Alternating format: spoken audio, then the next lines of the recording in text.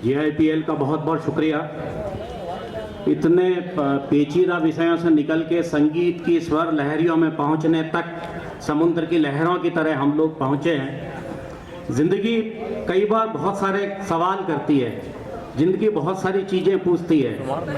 आप देखिए, स्त्री विमर्श से निकल के हम गांधी तक पहुँचे, गांधी से निकल के अब हम संगीत की तरफ पहुँच रहे हैं। तो जिस तरह दिन निकलता है उसी तरह ज़िंदगी के हर आयाम निकलते हैं, ज़िंदगी के जो सब चीज़ें हैं वो आगे बढ़ती जाती है। आज हमारे साथ बहुत बड़ी बड़ी बॉलीवुड की हस्तियाँ जयपुर से जो ताल्लुक़ रखती है, जो राजस्थान से ताल्लुक़ रखती है, जो भारत से ताल्लुक़ रखती है, और इसके अलावा मैं बोलूँगा कि वो विश्व से ताल्लुक़ रखती है, वो हमारे साथ हैं। मैं सबसे पहले यहाँ पे इस मंच पे बुलाना चाहूँगा रविंद्र उपाध्याय जी को, जो कि बॉलीवुड के बेहतरीन एक सिंगर है और इन्होंने अपना परचम हिंदुस्तान ही नहीं विश्व के कई देशों में फहराया है। रविंद्र उपाध्याय किसी परिचय के मोहताज नहीं है। इनकी बहुत सारी बातें जो है वो आप सब लोगों को पता है, क्योंकि इस जड़ जमीन से यहीं पे पैदा हुए और यहीं से निकल के इन्होंने विश्व के कई कोनों में जाके अपनी आवाज़ और अपनी सुरों को पहुंचाया। मैं इनका इस्तकबाल करता हूं और मैं चाहूँगा कि आप सब तालियों की गड़गड़ाहट के साथ इनका स्वागत करें, क्योंकि रविंद्र उपाध्याय एक ऐसा नाम है जिनके जयपुर का हर शख्स उसके परिचय का मोहताज नहीं है। हमारे लिए एक बहुत बड़ा आज एक बहुत अच्छा सौभाग्य का समय है कि रविंद्र उपाध्याय हमारे साथ हैं। अब मैं हमारे जो अगले मेहमान हैं अविनाश त्रिपाठी, जो कि वैसे नाम से मेरे नाम का ताल्लुक़ रखते हैं, इसलिए भी बहुत अच्छा लगता है हमें। और अविनाश त्रिपाठी भी किसी परिचय के मोहताज नहीं है। इनके इतने सारे काम हैं, इतने सारा इनका परिचय है कि इनके बारे में कुछ बोलना सूरज को दिया दिखाना है। आप बॉम्बे से तशरीफ़ लाए हैं और जयपुर की जड़ जमीन और यहीं से जुड़े हुए हैं। राजस्थान पे इनका बहुत काम है और हिंदुस्तान में भी इन्होंने बहुत काम किया है। ये फिल्म मेकर भी है, तो ये स्क्रिप्ट राइटर भी है, तो ये पत्रकार भी है, ये लिखते भी है, ये कविता भी लिखते हैं, पता नहीं बहुत सारी कुछ चीज़ें इनकी ज़िंदगी में शुमार है। इसलिए अविनाश त्रिपाठी के तालियों के गड़गड़ाहट के साथ इनका स्वागत कीजिए। नेक्स्ट जो मैं जिनका यहाँ पे अभिनंदन करना चाहता हूँ, उसका नाम ही अभिन्न जोशी है, जो इस मंच पे बुलाना चाहूँगा। क्योंकि युवाओं का ज़माना है और युवा अगर हमारे साथ नहीं हो तो मंच की जो शोभा है या मंच जो है वो फीका सा लगता है।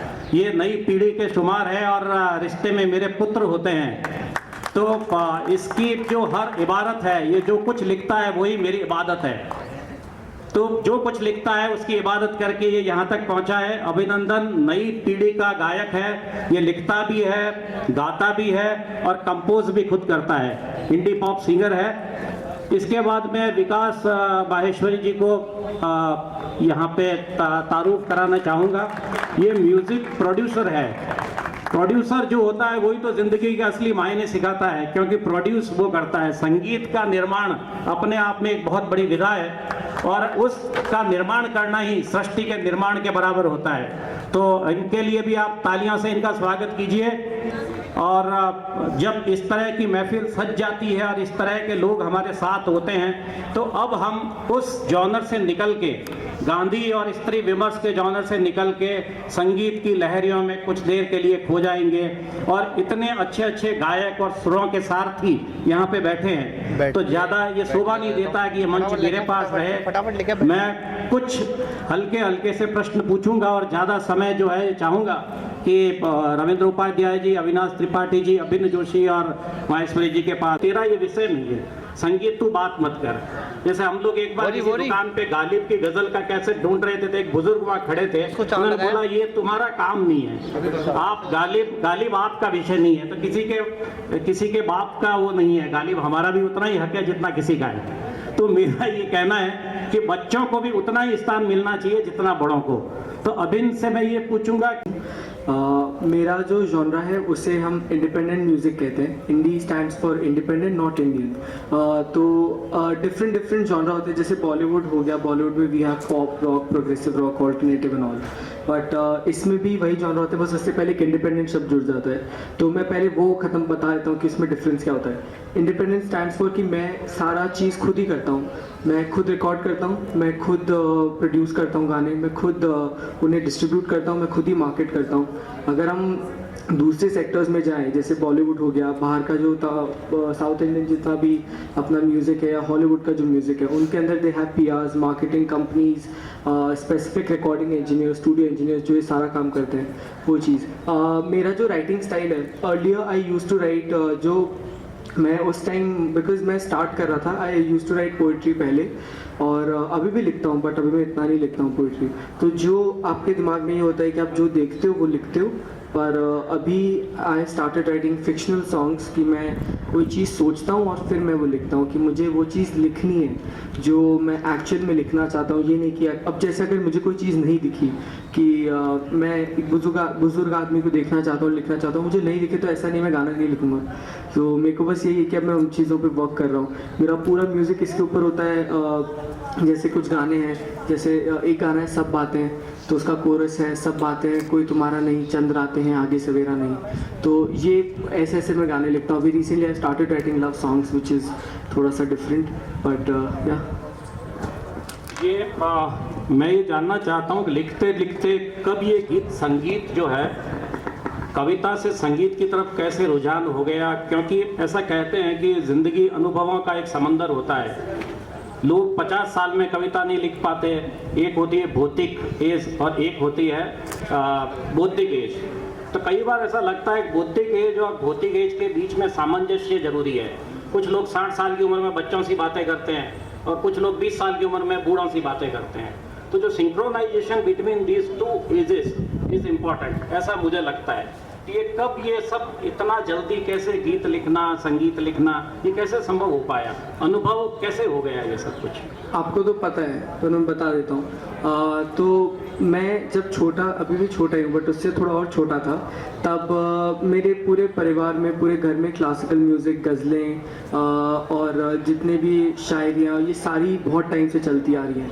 तो मैं उन्हीं को सुनते सुनते पैदा हुआ। प्लस जो फिल्म फेयर अवार्ड्स और ये गीमा अवार्ड्स जितने भी होते थे, उसमें मेरे को याद है एक ट्रिब्यूट मिला था AR रहमान को, जिसमें सोनू निगम ने साथिया का गाया था। तो उसके पीछे बहुत सारी हार्मनीज चल रही थी, जिसको सुन के मैं ऐसे हो गया था कि यार ये कितना सुंदर साउंड कर रहा है। तो फिर मैंने उसे स्टडी करना चालू किया कि अच्छा एक्चुअली हार्मनीज क्या होती है। और फिर धीरे धीरे I started writing. I am still figuring out कि मैं, मेरा कॉम्पोजिशन पार्ट कैसे आता है, कि मैं कैसे मेलोडीज पे खुद वर्क कर लेता हूँ। बट आई थिंक जो होता है नेचुरली होता है, कम्स नेचुरली, तो वो ज़्यादा सुंदर है। विकास, मैं आपसे कुछ क्वेश्चन करना चाहूँगा। मुझे पता वो ये म्यूज़िक प्रोड्यूसर होता क्या है? क्योंकि आम जन भाषा में हम लोग नहीं समझ पाते प्रोड्यूसर क्या होता है, म्यूज़िक का निर्माण कैसे हो पाए। Sir actually producer end of the part पे अगर अपन बात करें तो सारा गेम उसी का ही होता है। लाइक स्टार्टिंग से पैसे लगाना, जो मनी फंडिंग होती है, वो सारा गेम प्रोड्यूसर का होता है। स्टार्टिंग में जैसे सिंगर होते हैं, वो अपना जो भी चार्जेस वगैरह हैं वो हमसे पे करते हैं। लिरिक्स वाले हैं, म्यूज़िक डायरेक्टर हैं, वीडियो डायरेक्टर हैं, एडिटर हैं, तो बहुत सारा एक होता है टीम वर्क। उसके बाद लास्ट जो होता है वो प्रोड्यूसर का गेम होता है सारा कुछ। तो प्रोड्यूसर पार्ट अगर अपन डिफाइन करें तो ये है। बड़ा महत्वपूर्ण रोल है आपका। एक मेरा अगला सवाल आपसे ये रहेगा, राजस्थान के आप जन्मे जाए हैं, लेकिन आपने अपना जो आज तक का अगर हम लोग देखें आपका इतिहास या आपका जो कार्यशैली या जो कार्य क्षेत्र, उसमें पंजाबी गीतों का ही ज़्यादा शुमार है, ऐसा क्यों? सर एक्चुअली अभी अगर आज की डेट में अगर अपन बात करते हैं तो पंजाबी इंडस्ट्री एक वर्ल्ड वाइड लेवल पे फेमस हो गई। अगर अपन राजस्थान की बात करते हैं तो हम काफ़ी पीछे हैं इन सारी, अगर गुजरात की बात करें, अपन बॉलीवुड की बात करें, पंजाब की बात करें, उनसे अपन काफ़ी पीछे हैं। और मेरा काम है, एक बिजनेसमैन हूँ मैं, तो मुझे जहाँ पर ग्रोथ मिलेगी, जहाँ मेरा प्रॉफिट ज़्यादा होगा, वहीं मैं मेरा पैसा इन्वेस्ट करूँगा। मुझे लगता है कि बॉलीवुड से भी पहले पंजाब म्यूजिक इंडस्ट्री है। और बॉलीवुड के अंदर भी पंजाबी गाने ही आ रहे हैं आज की डेट में, अगर अपन बात करते हैं तो आई थिंक इससे बेटर ऑप्शन मेरे को मिलेगा नहीं। राजस्थान की जो सौंधी खुशबू है वो आपको खींच के नहीं लाती यहाँ पे? सर एक्चुअली लेके आती है, लेकिन अगर अपन बिजनेस माइंड की बात करें तो कहीं ना कहीं वो भी मैटर करती है। राजस्थान की एक लंबी कलाकारों की फहरिस्त है। हम लोग राजस्थानी भाषा के लिए तड़प रहे हैं, हम लोग गीत संगीत के लिए तड़प रहे हैं। हमारी कला, हमारी संस्कृति, हमारे लोग, सब लोग हम इतने रिच होके भी हम लोग तड़पते रहते हैं। बहुत सारे लोग, जैसे मुझे पता है रविंद्र भाई इसके लिए हमेशा लड़ते रहते हैं, बहुत सारी चीज़ें इन्होंने की है, अविनाश भाई ने भी बहुत कुछ किया है। तो क्या आपके कंधों पे कुछ भार नहीं है राजस्थानी के लिए? नहीं, एक्चुअली है ना, इस चीज़ के लिए मैं मना भी नहीं कर रहा। और अभी रिसेंटली मेरे प्रोजेक्ट पे वर्क चल रहा है राजस्थान में ही, और राजस्थानी हम लोग प्रोजेक्ट बनाने की कोशिश भी कर रहे हैं थोड़ा सा।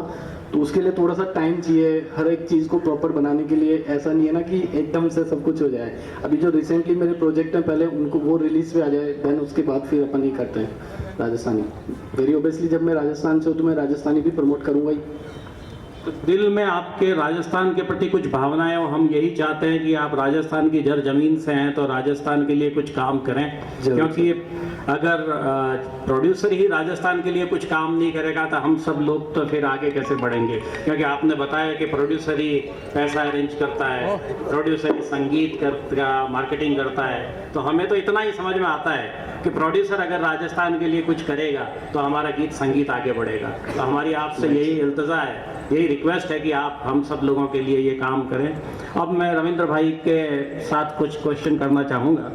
मैं ये बता दूं कि जब रियलिटी शोज़ का ज़माना जब चालू हुआ था हिंदुस्तान में, तो सबसे पहले जो नाम उभर के आया था हिंदुस्तान में रविंद्र उपाध्याय था। VTV का जो एक म्यूजिक शो आता था सुपर सिंगर, उसके अंदर आपने रनर्स अप का जो किया था, क्या महसूस किया उस समय?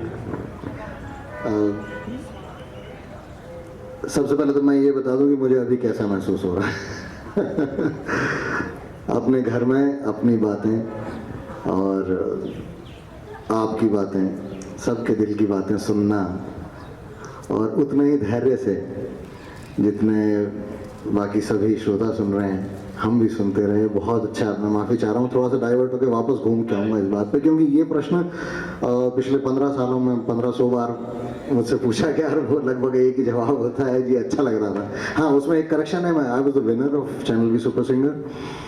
तो ये रियलिटी शोज़ का जो ग्लैमराइजेशन जिस वक्त शुरू हुआ था, दैट वाज 2004-5। वो इंडियन आइडल शुरू हुआ उस टाइम पे, ये भी हमारा सुपर सिंगर भी चल रहा था। और उससे पहले जो कॉम्पिटिशन्स या रियलिटी शोज़ होते थे भारत में, वो संगीत उसमें केंद्र में होता था।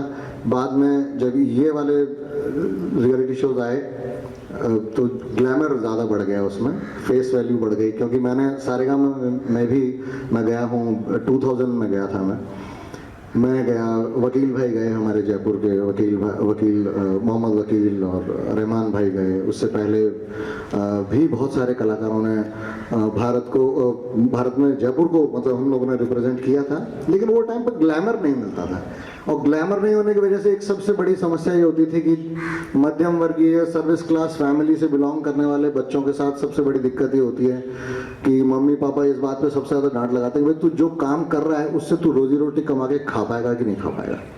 और वो भी लड़का है तो और भी आफत, सवर्ण है तो उससे भी बड़ी आफत। माफ़ कीजिएगा, मैं अलग तरफ नहीं जाऊँगा, लेकिन मैं बता रहा हूँ कि लड़कों के ऊपर कितनी आफत। अरे 20 साल का हो गया, तू फाइनल ईयर में आ गया, तेरे पास सिर्फ 1 साल बचा है सेटल होने के लिए। मतलब BA करते ही सेटल होना है, ये तेरे ऊपर दबाव है। क्योंकि तेरे पापा के पास सिर्फ नौकरी है, 58 साल में रिटायर हो जाएंगे, उसके बाद क्या खाओगे। तो बहुत सारे क्वेश्चंस होते थे उस टाइम पे। मेरे डर के मारे मेरी हालत ये हुई कि मैं सारेगामा सेमीफाइनल्स तक पहुंचने के बावजूद मैं वापस आ गया। मैं बॉम्बे जाने की हिम्मत नहीं पड़ी मेरी। मुझे डर लगा कि मैं वास्तव में कहीं ऐसा नहीं हो जाए कि ये जुआ खेल जाऊँ और मैं हार जाऊँ, और बड़ा बेटा हूँ तो और मुश्किल हो जाएगी। तो फिर मैंने वापस आया, मेरी LLB कंप्लीट हो चुकी थी और वकालत शुरू कर दी, रजिस्ट्रेशन हो गया बार एसोसिएशन में। लेकिन संगीत की हमेशा, जैसे जो भी अब नई पीढ़ी है, आप इन बच्चों से पूछ के देखिए, जो भी बच्चे म्यूजिक करते हैं उन बच्चों से। मैं 6-6 महीने ऐसे होता था मेरे साथ कि फरवरी आ गई, अब भूल जाओ भैया, कीबोर्ड को छुपा के रख दो, हारमोनियम को अंदर बंद कर दो, और अभी कहीं नहीं जाना है, कुछ भी नहीं करना है, कोई शो नहीं करना है, कोई रिकॉर्डिंग नहीं करनी है, पढ़ाई करनी है, तो अंडरग्राउंड होना पड़ता है। हम लोगों के साथ बहुत सारे संघर्ष रहे हैं। जो लोग खानदानी हैं उनके साथ वो नहीं है, उनके साथ ये है कि भाई ठीक है तुम खानदानी हो, तुम्हारे ऊपर ये दबाव है कि तुम्हारे पिताजी, तुम्हारे दादाजी, तुम्हारे पूरे खानदान में सब म्यूजिशियंस हैं, इसलिए तुमको म्यूजिशियन बनना है, उनके ऊपर वो दबाव है। हमारे साथ दूसरी समस्या है, जाना कहीं चाहते हैं, खदेड़ा कहीं जा रहा है, क्या करें। तो 4 साल मैंने यहाँ पे एज अ क्रिमिनल एडवोकेट, और वो भी स्पेशली NDPS केसेस, हमारे जो बॉस, मेरे जो सीनियर थे जिनके साथ में हम लोगों ने शुरू किया था वकालत, तो वो करते थे 4 साल, लेकिन मेरा मन नहीं लगता था वहाँ पे। बहुत अजीब सा, मतलब मैं बोर ही हो जाता था बहुत ज़्यादा। फिर शाम को जाना और बॉस के घर पे जाके बहुत सारी चीज़ें वो लिखवाते पॉइंट्स ये वो, लेकिन मन कहीं और ही लगा रहता है। तो ये कंपटीशन हुआ सर, और मैं उसको जीता, मुझे बहुत अच्छा लगा। लेकिन सिर्फ अच्छा लगने से काम नहीं चला। असल में रियलिटी शोज की मेरी अपनी एक परिभाषा है, एक विनर होने के बाद क्या होता है लाइफ में, वो रातों रात स्टार और वो सारी चीज़ें क्या, तो वो रात के जो तारे हैं वो आपको दिन में भी तारे दिखाते हैं, नहीं दिखाते। तो मैं आपको सच बता रहा हूँ कि जीत तक पहुँचना एक सफ़र है। वो सफ़र आपको लगे कि हाँ जी ये मेरा मंजिल है, मैं वहाँ पहुँच जाऊँगा, ये सफ़र तय किया, मंजिल पे पहुँच गए। और वहाँ जाते ही आज सुबह ही व्हाट्सएप पे मैं एक मैसेज देख रहा था जिसमें एक बच्चा, वो पहाड़ियों वाला, एक बहुत सारे दोस्तों के पास आया वो मैसेज कि छोटा बच्चा एक पहाड़ी पे चढ़ रहा है, अभी स्कूल है जी, बस खत्म होने वाला है, फिर अब कॉलेज खत्म होने वाला है, पहुँचते लगेगा मैं जीत गया। मैंने कॉलेज खत्म कर लिया, पता लगा और बड़ा पहाड़ जिंदगी का सामने खड़ा हुआ है। तो वो जो पहाड़ है, ये तो बस छोटा सा एक पॉइंट था लाइफ में। तो परिभाषा मैं आपको बता रहा था रियलिटी शोज वाली, वो ये थी कि reality shows shows you the reality। असलियत सामने आ जाती है कि भाई साहब अब देखो, आप अब आओ मैदान में, अभी तक तो तुम खाली कसरत कर रहे थे जिम में खड़े होके, अब आओ असली, अब दिखाओ क्या दम है। तो उसमें होता यह है कि हर साल, पिछले 15 सालों से हर साल रियलिटी शोज की बाढ़ आ रही है। हर साल लगभग 70-80 चेहरे टीवी पर छाते हैं और फिर वो धुआं छट जाता है। फिर वो 1-1.5 साल बाद फिर ऑडिशंस होते हैं, फिर कुछ चेहरे छाते हैं, फिर धुआं छट जाता है। तो ये धुआं छटने वाली जो कहानी है ना, ये सबसे टफ है। और स्पेशली खैर वो मैं अभी ज़्यादा आगे निकल गया, फिर मैं बाद में अपने मन में बहुत सारी चीज़ें होती हैं, मैं बहुत सारे दोस्तों को बताना चाहता हूँ। कई बार मंच नहीं मिलता, कई बार लगता है छोड़ना यार, क्या ज्ञान बांटना, गाना वाना गाओ, मस्त रहो। एक मन में ये छोटा सा सवाल आता है कई बार कि हिंदुस्तान का जो संगीत है वो कहाँ से निकल के आया था। हमारे राजा महाराजे कहते थे कि जब संगीत में कोई खुश होते थे तो राजा एक नेकलेस फेंक देता था और गायक खुश होके चला जाता था। शायद यही मेहनताना हुआ करता था उस जमाने में। वहाँ से संगीत उठ के धीरे धीरे EP और LP में आ गया और हमारे जो बड़े गुलाम अली खां साहब और शास्त्रीय संगीत की जो धाराएं रागों में तब्दील हो गया। बहुत सारे लोगों ने उन रागों का आनंद लिया, शास्त्रीय संगीत के बारे में सुना, समझा। धीरे धीरे संगीत जो है वो बहुत सारे फिजाओं में बदलता गया, बहुत सारे जॉनर में बदल गया। किसी ने बॉलीवुड संगीत बोल दिया, किसी ने फोक बोल दिया, किसी ने लोक संगीत बोल दिया, किसी ने अलग अलग वाद्यों पे बजाना चालू कर दिया। अल्टीमेट जो है आज का युवा या आज का जो संगीत समझने वाले जो साधक हैं या हम जैसे जो कानसेन है, चूंकि हम तानसेन तो नहीं है, लेकिन जो कानसेनों की एकदम से कमी सी आ गई है। आजकल हर व्यक्ति जो है वो स्टार मेकर पे गाना गाना चाहता है।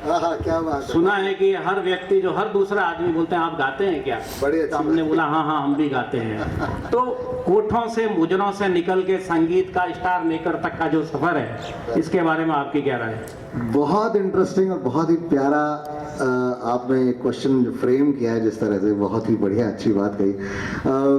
देखिए एक चीज़ तो मैं शुरुआत वाली जो बात जैसा कि आपने बताया और वो सही भी है कि संगीत केवल संगीत ही नहीं, किसी भी कला को, किसी भी कला के किसी भी फॉर्म को प्रश्रय की जरूरत हमेशा पड़ी है। और हमारे भाई बैठे हुए हैं, विवेक जी, विकास भाई बैठे हुए हैं। आजकल हमारा प्रश्न ये है, क्योंकि देखिए सही बात यही है कि आखिर कलाकार भी इंसान है, वो भी खाना ही खाता है और रोटी वोटी की जरूरत पड़ती है उसको भी बेचारे को। और खाली अकेला नहीं होता, कई बार शादी वादी हो जाती है तो बच्चे भी होते हैं, बीवी भी होती है, बहुत सारी चीज़ें।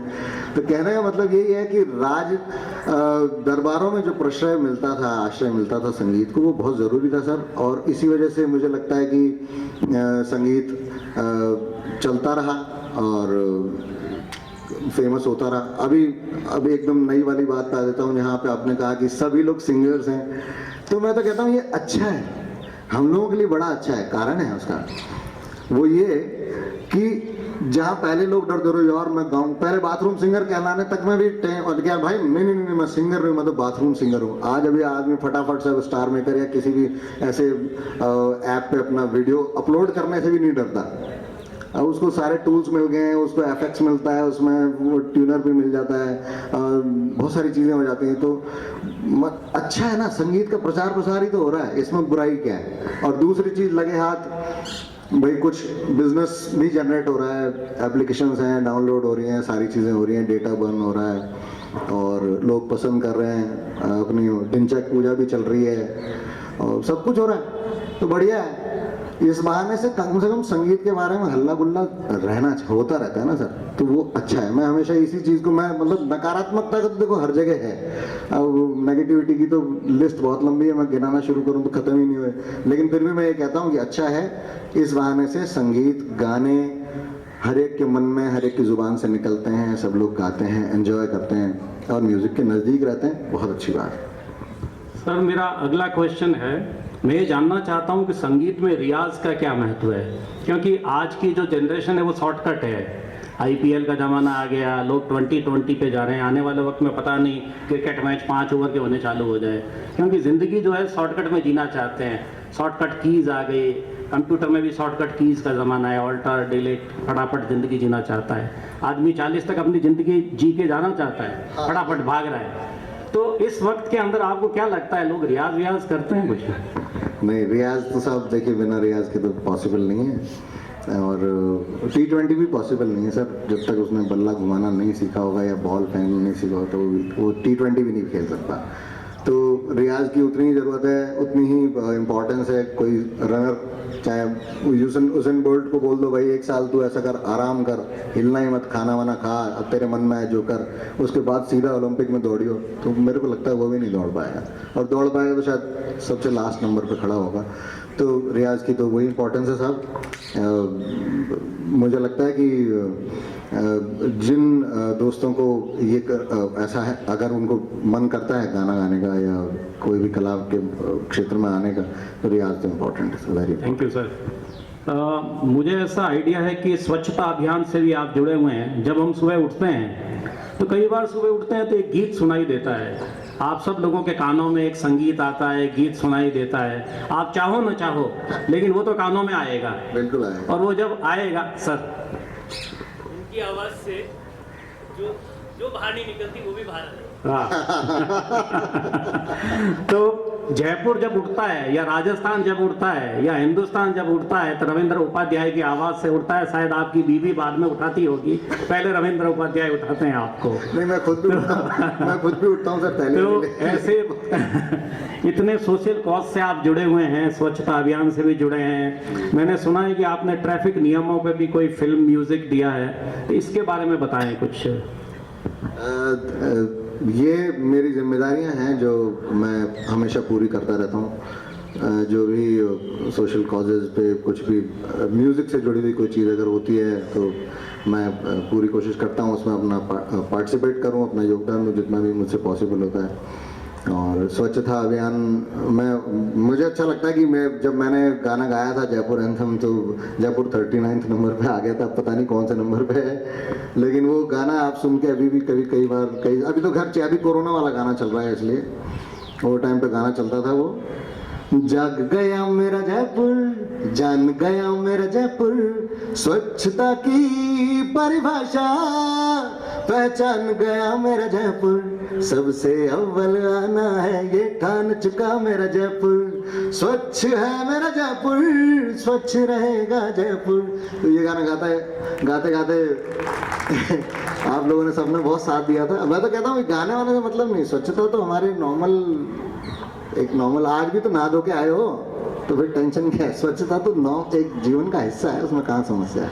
साफ सुथरे कपड़े प्रेस वेस करवा के और वो सारी चीज़ें अपन ने करी है ना, तो कोई केवल एक अभियान से जोड़ने से कोई लेना देना नहीं। मैं तो चाहता ही हूँ कि हमारे कितने सारे अपन लोग वीडियो जहाँ पे शूट करते हैं अल्बर्ट हॉल के सामने और ये सारी चीज़ें होती हैं, तो जब ये साफ सुथरा बढ़िया सा दिखता है जब भी तो करते हैं। अभी यहीं पे बहुत सारे कचरे का ढेर वेर पड़ा हुआ, खूब सारा गोबर ओबर और इस टाइप की चीज़ें रखी हुई हो तो शायद नहीं करेंगे उधर शूट। तो वो इसलिए स्वच्छता अभियान केवल एक स्वच्छता अभियान से मतलब नहीं, स्वच्छता से मतलब होना चाहिए, तो वो मेरा रहा। दूसरा वो जो ट्रैफिक रूल्स वाली जो फिल्म थी उसमें मैंने एक्ट किया था और वो भी अच्छा सा, मैंने पहली बार एक्ट किया कैमरे के सामने। मेरे को थोड़ा मतलब एक्टिंग खाली करनी थी वो मुझे, एक गैर जिम्मेदार ड्राइवर की एक्टिंग करनी थी मुझे। मैं अपने दोस्तों के साथ पार्टी वार्टी करता हूँ और फिर बिना बेल्ट लगाए बात का फ़ोन पे बात करते हैं, दुनिया भर की चीज़ें होती हैं और पूरा उसका अंत बहुत बुरा होता है। तो वो अब ये तो हम ज़्यादातर लोग समझते ही हैं, इसमें कोई मेरी एक्टिंग से कोई ख़ास फर्क नहीं पड़ेगा। अभी भी बहुत सारे भाई हमारे बाहर बिना हेलमेट के घूमने मिल जाएंगे आपको। तो खैर, तो कोई बड़े से बड़ा एक्टर कर ले तो बात हमें खुद में अंदर अपने सुधार की बात होनी चाहिए, बाकी तो कोई इशू नहीं। रविंद्र, मेरा एक लास्ट क्वेश्चन है लेकिन बड़ा महत्वपूर्ण है। कई बार ऐसा लगता है ज़िंदगी में कि प्रतिभा तो बहुत होती है लोगों में, लेकिन नेपोटिज्म का भी बहुत बड़ा एक हिंदुस्तान में है। वंशवाद, गुटबाजी। सोनू निगम तो कहते हैं कि म्यूजिक इंडस्ट्री एक माफिया है। तो पता नहीं, हम लोग नहीं जानते हैं ये फ्रस्ट्रेशन का हिस्सा होता है, या कई बार जब नाराज हो जाते हैं सिंगर्स तो बोल देते हैं। एक बार किसी इंटरव्यू में नेहा कक्कड़ बोलती है कि बॉलीवुड के गानों पे पैसे नहीं मिलते, कि हम लोग तो जब लाइव कंसर्ट्स होती है उसी से पैसे कमा पाते हैं। बाकी ये जो प्रोड्यूसर्स भाई है या जो हमारे ये लोग हैं, ये पैसा वैसा नहीं देते।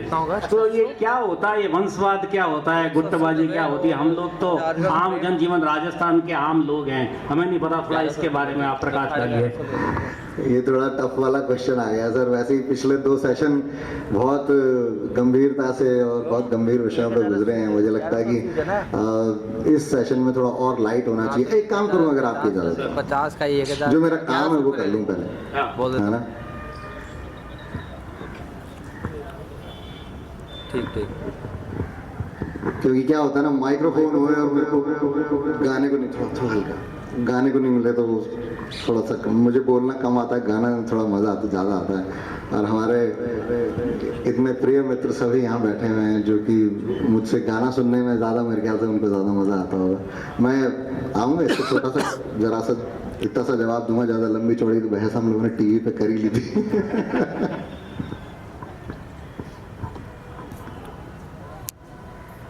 सारा हिसाब किताब हिल जाता है, मतलब सर शांति तो तभी होती है जब भैया म्यूजिक हो, और ना बड़ी बड़ी टेंशन वाली बातों में तो बाप रे, मैं तो पूरा मतलब 100-150 साल घूम के आ गया। मतलब पिछले 1.5-2 घंटे में मैं, मतलब ऐसा नहीं, मैं खुद भी इतिहास का छात्र रहा हूँ, लेकिन मतलब एक घबराहट होने लग जाती है, हे भगवान इतने गंभीर विषय क्यों?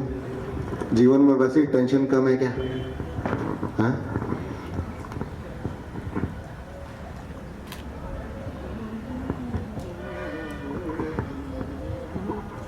तो मेरा पहला प्लेबैक था फिल्म इकबाल के लिए, और ये गाना मुझे पता नहीं मेरी किस्मत से मिला ऐसा लगता है, क्योंकि ये फिल्म एक संघर्षरत बॉलर की कहानी थी जिसमें गूंगा बहरा होता है बच्चा, और वो एक बड़ा अच्छा बॉलर बनना चाहता है। थोड़ी अलग हटके कहानी थी, तो उनको कुछ पॉजिटिविटी वाले गाने चाहिए थे। नागेश जी देख रहे थे तो उनको ये वाला गाना, मेरा ये ऑलरेडी मेरे एल्बम का एक गाना था, उन्होंने बाद में उसको लिया फिल्म में, तो वो पहले उसकी 2 लाइनें फटाफट से सुनाता हूँ, फिर आगे कुछ और भी सुनाऊंगा, फिर बात करेंगे।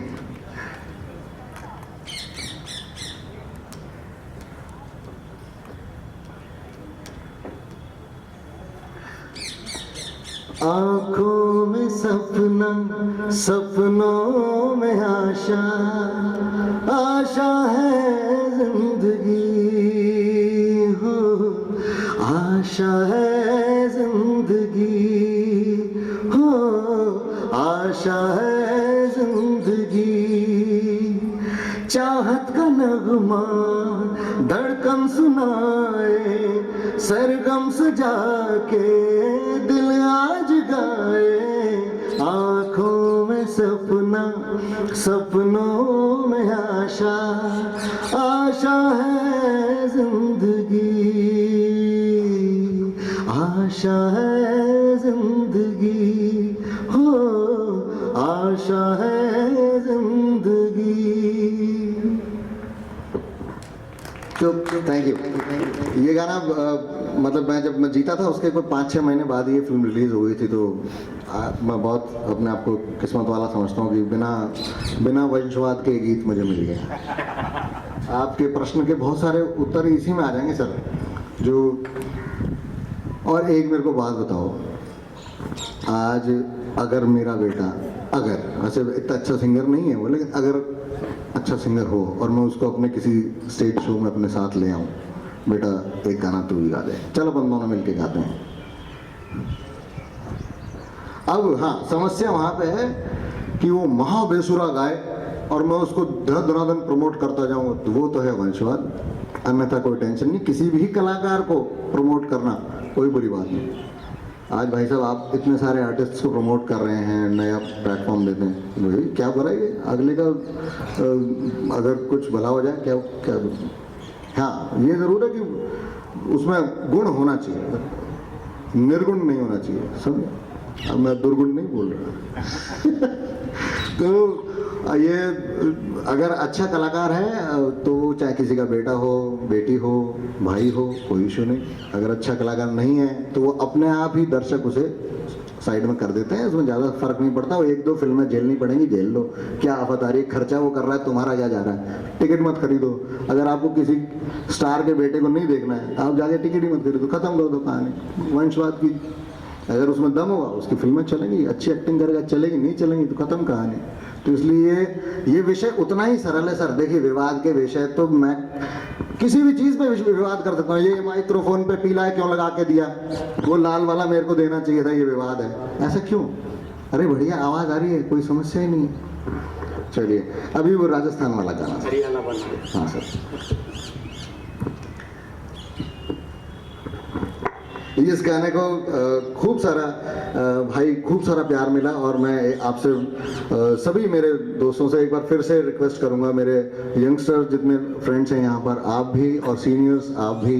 वैसे तो अब हम सब लोग स्मार्टफोन्स वगैरह यूज़ करते हैं, इसलिए उतनी ज़्यादा मुश्किल भी नहीं है टेक्नोलॉजी, सबके फ़ोन्स में यूट्यूब वगैरह है, तो इन प्लेटफॉर्म्स पर बहुत सारा अच्छा म्यूज़िक आता है। इंडिपेंडेंट म्यूज़िक की जो बात अभी हुई है उसमें भी यही चीज़ ज़रूरी है। कोई ज़रूरी नहीं है, मैं वही कहता हूँ कि मिलियंस बिलियंस का कोई आंकड़े की कोई बहुत ज़्यादा इतनी अहमियत होती नहीं है। अहमियत तभी है कि जब आपने कोई गाना गाया, उसे अपलोड किया, उसे 5 आदमियों ने देखा, उसमें से 2 ने आपको संपर्क किया, मेल किया, ये किया, ब्रो मेरे भतीजे की शादी है या उसका वो ये है उसका वो है, आप क्या वहाँ पे परफॉर्म करना चाहोगे। अगर रेवेन्यू, अगर रोजगार जनरेट हो रहा है तो बॉस वो ज़्यादा इंपॉर्टेंट है। मिलियन बिलियंस की कोई इशू नहीं है। बीच में तो ये तो खरीदे भी जाते थे लाइक्स एंड व्यूज़, अब वो थोड़ा सा हल्का पड़ गया मामला, लेकिन फिर भी मैं यही कहता हूँ कि आप लोग उस तरह से अप्रिशिएट करें किसी भी कलाकार के एफर्ट को कि भाई वो उसको और नई नई चीज़ें बनाने के लिए प्रेरित करें। तो इस गाने को बहुत सारा आप लोगों ने अप्रिसिएशन दिया और बहुत पसंद किया इस गाने को, तो उसकी कुछ लाइनें आप लोगों के लिए गा रहा हूँ।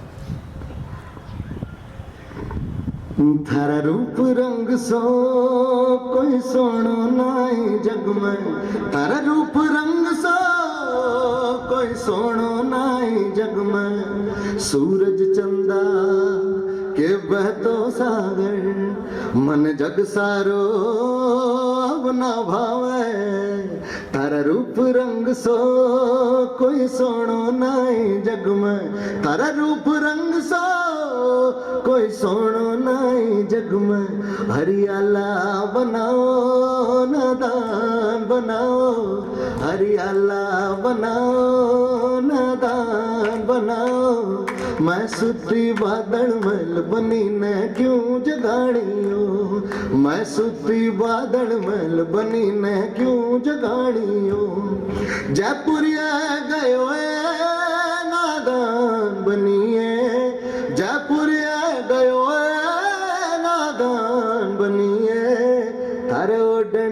चतुराई बनी मैं लहरिया लाए हुए, तारे ओढ़न की चतुराई बनी मैं चूंदड़ी लाए हुए।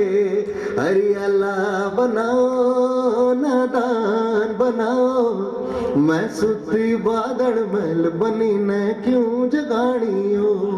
एक तू ही जाना है थारी प्रीत बसी रग रग में, एक तू ही जाना है थारी प्रीत बसी रग रग में। सावणियों बह जावे झरझर, यादा जद माने थारी आवे, यादा जद माने थारी आवे।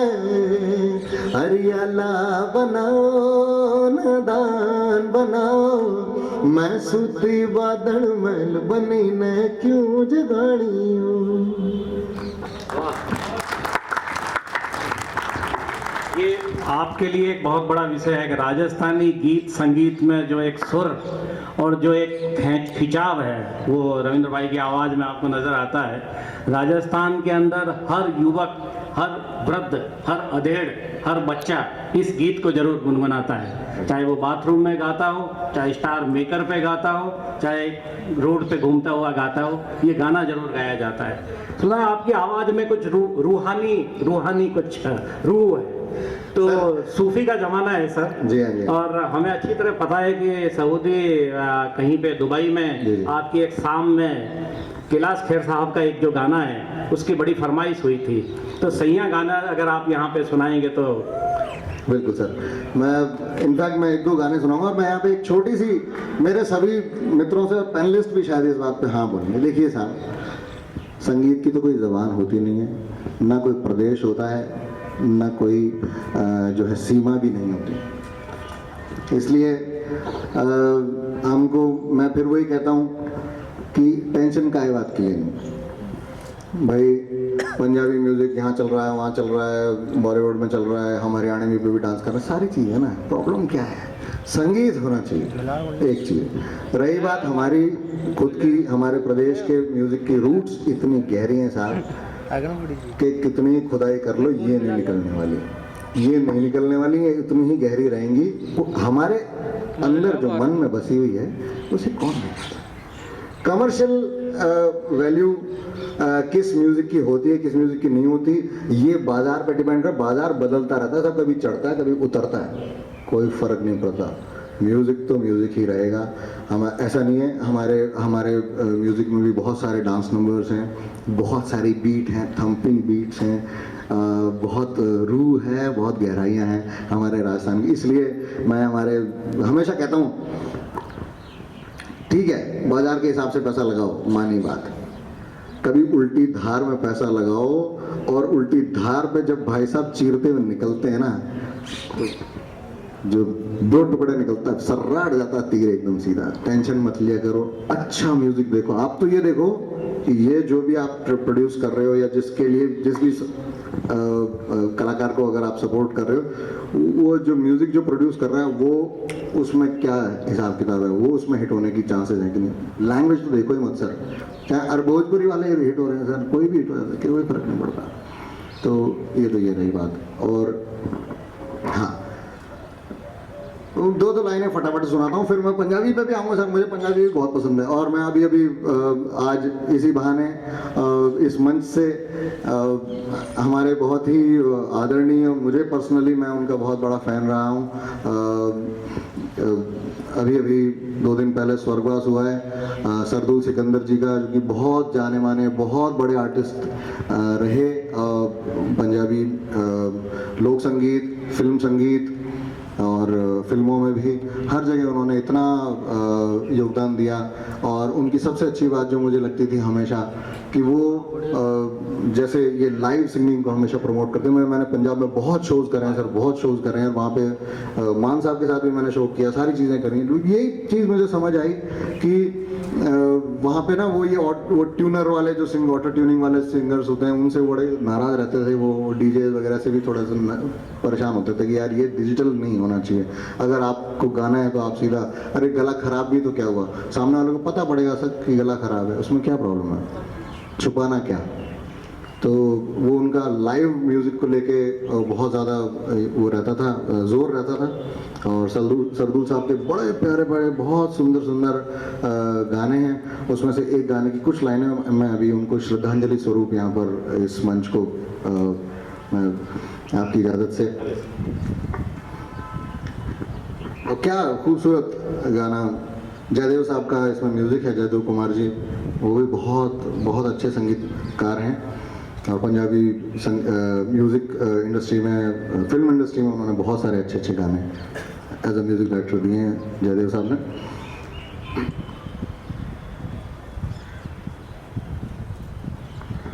वजा बेदर्दा इस दिल विचों तेरी हर एक याद बुला देनी, मैं अपने सब अरमानों अज आप ही तेरी ला देनी।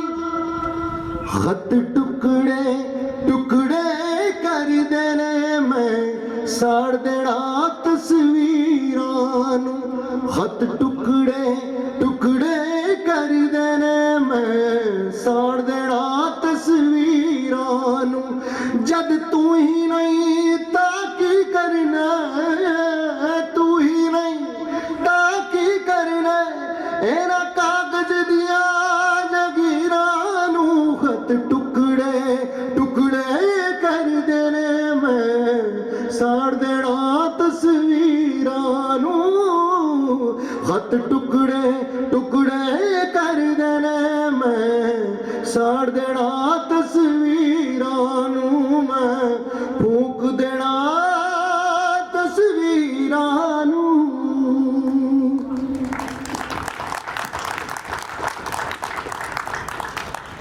और उसके बाद फिल्म जो हमारे बॉलीवुड की बात करें तो बॉलीवुड में भी मैं जिनसे हमेशा प्रेरित रहा हूँ, बचपन में हमारे घर पे भी वैसे ही, देखो क्या होता है इसका फ़र्क पड़ता है। वो जो बच्चे ने अभी बात उसने बताई कि अभिन कह रहा है कि मैं घर पे हमेशा अपने घर पे ना अच्छा अच्छा म्यूज़िक सुनता था, गज़ल सुनता था और शास्त्रीय संगीत और ये सारी चीज़ें हमारे घर में, यही फ़र्क पड़ता है। अब तुम 4 बोतल वोदका बजाओगे रोज घर में तो भाई साहब कोई बोतल नहीं खड़केंगे, फिर अब नहीं खड़केंगे, 5 साल बाद 10 साल बाद खड़केंगे और उस टाइम आपको आएगा रोना कि यार ये क्या पंगा ले लिया। मैं वो नहीं कह रहा, म्यूजिक का हर फॉर्म अच्छा, लेकिन सुबह सुबह 7 बजे यार कैसे पॉसिबल है कि साहब 4 बोतल वोदका काम मेरा रोज, नहीं पॉसिबल। मुझे माफ करो, हर चीज़ का एक वक्त होता है, हर चीज़ का एक समय होता है। जब आप सुबह सुबह अगर अच्छे या तो प्रातःकालीन अच्छे राग हों, कुछ भी हो, एक अच्छा एक शांत म्यूजिक होना चाहिए, चाहे वो डिवोशनल हो, किसी राग कुछ भी हो, लेकिन तसल्ली चाहिए। वो हाहाकार अगर सुबह से बच्चे के कान में त्राही त्राही डाल दिएगा तो हाहाकार ही करेगा, जहाँ जाएगा वो उड़दंगी मचाएगा, कुछ नहीं करेगा और मज़े वाली बात नहीं है। Thank you so much. तो इसलिए जितने पेरेंट्स हैं यहाँ पर, पेरेंट्स को मैं ये जिम्मेदारी आज फिर से दे रहा हूँ। जहाँ जाता हूँ यही कहता हूँ, पेरेंट्स से हाथ जोड़ कर रिक्वेस्ट करता हूँ, घर में म्यूज़िक ज़रूर बजाएं, खूब सारा म्यूजिकल माहौल रखें और अच्छे संगीत को बजाएं, ढूंढ कर लाएं। आपके नहीं समझ आती तो आपके किसी दोस्त को, किसी को बोलो भाई अच्छा म्यूजिक कौन सा होता है वो मुझे बता दे, मैं वो बजाऊंगा। नहीं, ज़रूरी थोड़ी है सबको अच्छा म्यूजिक की कोई डेफिनेशन होती नहीं, लेकिन भाई उसके भाई अच्छा सा कोई यार ढंग का सा गाना कौन सा है भाई वो मुझे बता दे, नए पुराने कुछ भी बता दे, लेकिन अच्छा म्यूजिक बजाऊं घर में, जैसे जाके बच्चे वो चीज़ को रिफ्लेक्ट करेंगे आगे। तो मैंने, मेरी मम्मी बहुत अच्छा म्यूज़िक सुनती थी, वो टाइम पे वो कैसेट प्लेयर था और रेडियो होते थे, तो 80s में अच्छे, मतलब मुझे तो ध्यान है, मैं 82-83 में जब मैं 6-7 साल का था, तो उस टाइम पे होता ना बच्चा धीरे धीरे उसको समझ आने लग जाती है, भाई कैसे कोई गाना वाना याद होने लग जाता है, कोई टाइप का म्यूज़िक भी अच्छा लग जाता है, ऐसे ऐसे होता है। हमारे यहाँ पे वो एक रफ़ी साहब की लाइव वाली कैसेट होती थी जिसमें वो लंदन में उनका शो चल रहा है और वो रिपीट पे चलती रही, ए साइड बी साइड, ए साइड बी साइड, वही सुनते रहते थे हम लोग। तो मतलब मुझे अच्छे से याद है। तो रफ़ी साहब के बहुत सारे गाने सुनते थे हम। फिर थोड़े से बड़े हुए तो दीदी मुझसे बड़ी हैं 4-5 साल, उनको गज़लें सुनने का शौक़ था, तो वो गज़ल सुनती, गुलाम अली साहब की गज़लें चलती गाई हुई, जगजीत सिंह जी साहब की गज़लें चलती। और वो शुरू में समझ में नहीं आती, छोटे बच्चे पता नहीं क्या गा रहे हैं, ये क्या कह रहे हैं, वो चुपके रात दिन आंसू बहाना याद नहीं गया, क्यों रो रहे, क्या बात कर रहे हैं, समझ में नहीं आ रही। छोटे बच्चे थे, नहीं समझते थे, लेकिन अच्छा लगता था, म्यूज़िक अच्छा लगता था। और एक मैं जब देखो कितना मासूम सा मन में एक बात आती थी, सॉरी अविनाश भैया फट देख रहे हैं, यार ये कितना बोलेगा। जब मैं छोटा बच्चा था तो बॉलीवुड के गानों में स्ट्रिंग्स का यूज 80s में खूब होता था जम के, वो एक बड़ी सुंदर सा साउंड, हाँ बड़ा सिनेमेटिक स्ट्रिंग्स वो यूज करते सेक्शन। अब मैं भाई तबला तबले की तरह बजे या ढोलक की तरह बजे, या मतलब कि साहब ये बांसुरी की आवाज़ है, और ये ऐसे जो सिंपल टाइप के। मम्मी की भी अपनी लिमिटेशन थी बेचारी, हम पूछते रहते, वो जितना उनको समझ में आता बता देती, लेकिन वो ची वाली आवाज़ आती है, मेरे समझ में नहीं आती, मम्मी ये क्या कौन सा बाजा बज रहा है। और ये मैं बहुत टाइम तक पूछता रहा हूँ, उनको भी नहीं पता था कि बेटा मेरे को पता नहीं है ये काहे की आवाज़ है। फिर बाद में समझ में आएगी नहीं, ये 100-150 वायलिन एक साल बजते हैं और उसमें जब जाके ये ऐसी आवाज़ बनती है। तो ऐसी चीज़ें होती हैं। अब मैं वो फटाफट से आखिरी 2 गाने आप लोगों को जल्दी सुनाता हूँ। आखिरी क्यों बोलूँ? नहीं, मैंने आखिरी बोलना अच्छा नहीं लगता। हाँ, जिंदगी भर खूब सारे गाने। तो प्रेरित तो मैं बहुत सारे सिंगर्स से रहा, लेकिन अभी प्रेजेंट सिनेरियो में मुझे जो बहुत पसंद है, जिनका स्टाइल ऑफ सिंगिंग मुझे बहुत पसंद है, सुखविंदर जी। सुखविंदर जी की स्टाइल ऑफ सिंगिंग मुझे बहुत प्यारी लगती है। मैं और ये डिस्कवरी भी मेरे को जब हुई, जब मैं सारेगामा में गा रहा था, उनका एक गाया हुआ गाना था, हमको चॉइस ऑफ सॉन्ग्स मिलती थी, तो उसमें एक गाना था, रुत आ गई रे रुत छा गई रे, तो मैंने गाया। तो मैं पहले वो सुनाता हूँ 2 लाइन उसकी, फिर उससे आगे की छोटी सी एक किस्सा बताऊंगा।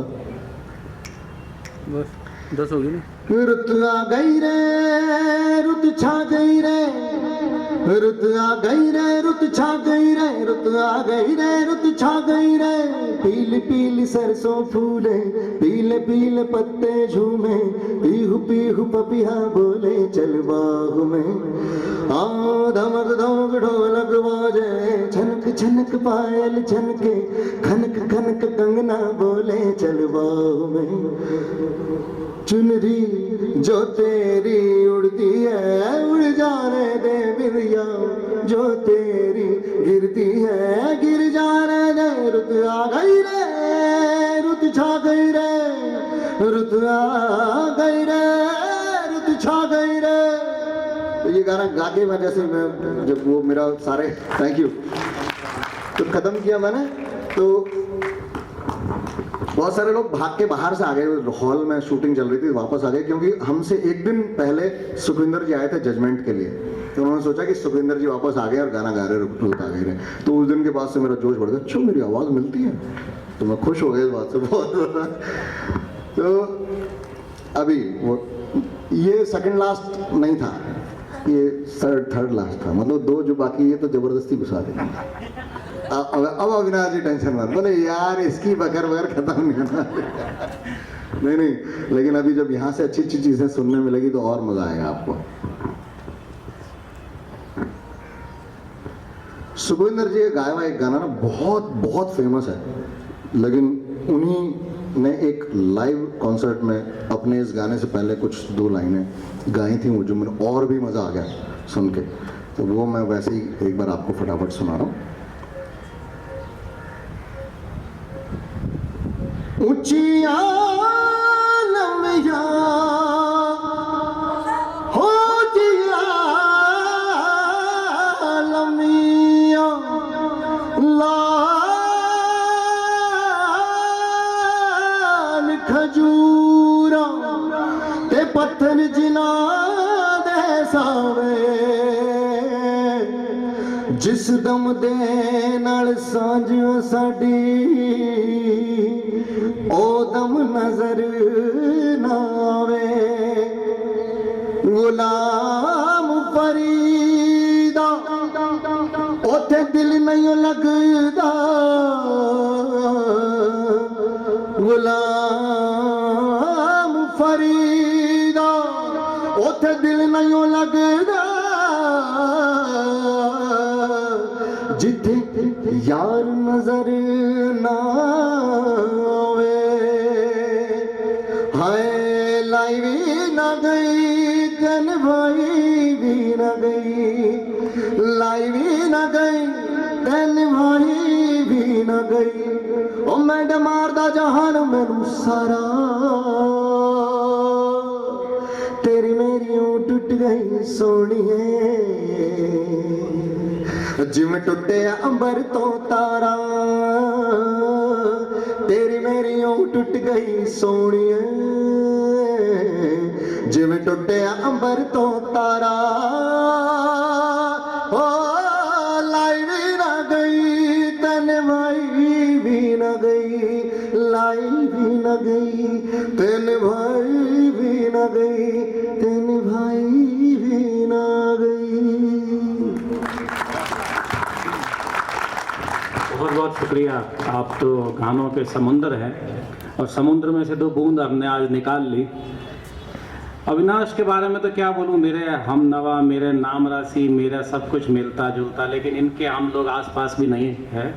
ये एनसाइक्लोपीडिया है और हमेशा जो एनसाइक्लोपीडिया का स्थान जो है बुक सेल्फ में रहता है और वो अंतिम समय में आदमी जब इधर उधर हो जाता है तो उसको निकाल के पढ़ता है। तो चूंकि इनका अंतिम इसलिए यहाँ पे स्थान है क्योंकि ये सब कुछ जानते हैं जो हम नहीं जानते। ये पत्रकार भी हैं, ये फिल्म मेकर भी हैं, ये फिल्म क्रिटिक भी हैं, ये स्क्रिप्ट राइटर भी है, ये टीवी प्रोड्यूसर भी है, ये शिक्षक भी है, ये कॉलमनिस्ट भी है, ये गीतकार भी हैं। पता नहीं कितनी लंबी फहरिस्त है। बोलता जाऊंगा तो शाम हो जाएगी। अभी आयोजक महोदय ने आके बोला जरा समय धीरे धीरे धीरे धीरे, तो वो इनसे कुछ सुनने के लिए ये फहरिस्त को यहीं विराम देता हूँ। मैं सबसे पहले अविनाश जी से ये पूछूंगा कि इतना लंबा समय मैं कहीं पढ़ रहा था कि आप जब बहुत छोटे थे तो गीत लिखने चालू कर दिए, गज़लें लिखनी चालू कर दी। कहाँ से आते हैं ये सब विचार? बहुत बहुत शुक्रिया।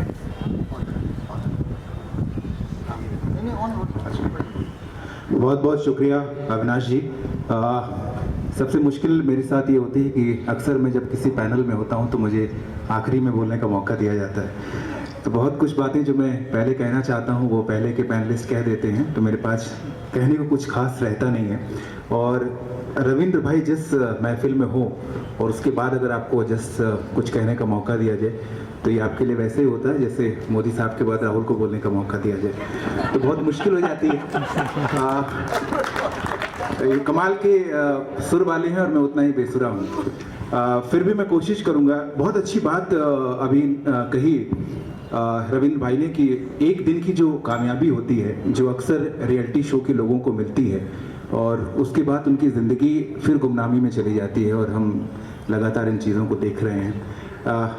अशोक साहिब का एक बड़ा खूबसूरत शेर है, मुझे लगता है कि हमें उसको अपनी ज़िंदगी में अपनाना चाहिए। उन्होंने बड़ी कमाल की बात कही है कि नज़र नज़र में उतरना कमाल होता है, नज़र नज़र में उतरना कमाल होता है, नफस नफस में बिखरना कमाल होता है और बुलंदियों पे पहुंचना कोई कमाल नहीं, बुलंदियों पे ठहरना कमाल होता है।